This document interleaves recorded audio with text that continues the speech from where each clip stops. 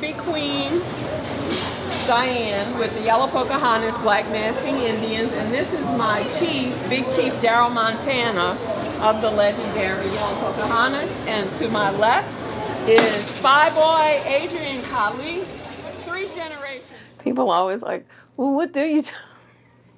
And you know, it was funny because we were at, this is a little off, but we were at a talk that Darryl was giving. And so they went around the room and they said, okay, everybody just introduce yourself and say what you do. I was kind of exhausted. But anyway, I said, my name's Dianne Honoré Montana. The name speaks for itself. You know, because it was like, I still don't know today exactly what to tell people I do. The roux was introduced to Louisiana by the French.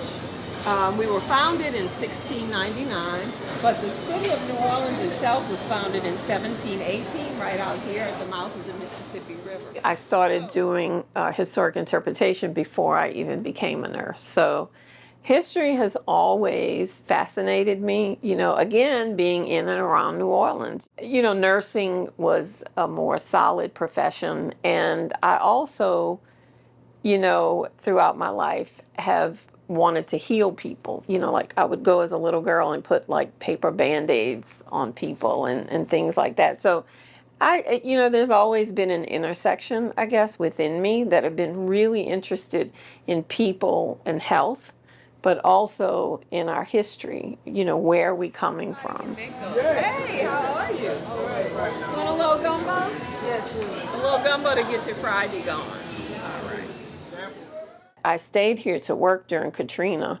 I left about 3 weeks after, and I remember I came home, I looked out the plane window and the city looked like it was just destroyed. Like that thing you're used to landing and seeing, it was gone. And I just felt like I wanted to put my arms around the city and protect it. It was so overpowering that when I did come back, I came back to help save my culture. So while I had been a tour guide and historic interpreter before I left, as I was a nurse before I left, I stepped it up.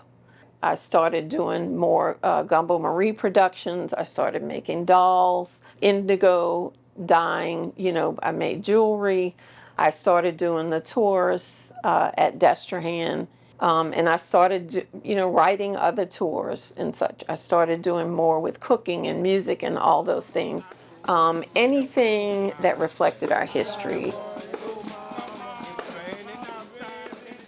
When I'm sewing or when I start to get ideas with my suit, it's usually when I'm finishing up the last suit.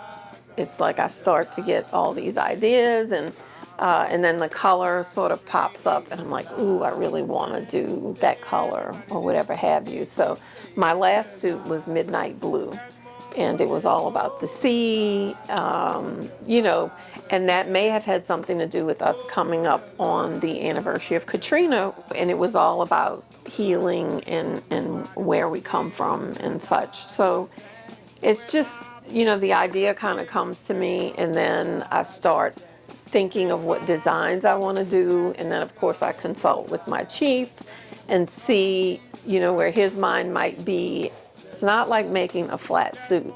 We make 3-dimensional suits, they're a lot more complex and they have to be really accurate.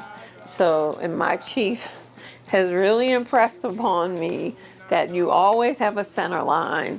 Everything lines up, you know, everything has to fit correctly, you know, or you don't need to be on the streets. So, a lot of people say that the mask sort of changes them, or some people say they feel larger than life. My thing is, I really let go and I become who I am. I'm a warrior at heart. I also have a group called the Amazons, and we carry swords, we wear breast shields, and we're mostly cancer survivors. So I have that same energy when I'm in an Indian suit, when I'm walking down the street, when I'm walking down the hall as a nurse, when I worked during Katrina. There wasn't time to play. It was time to handle your business.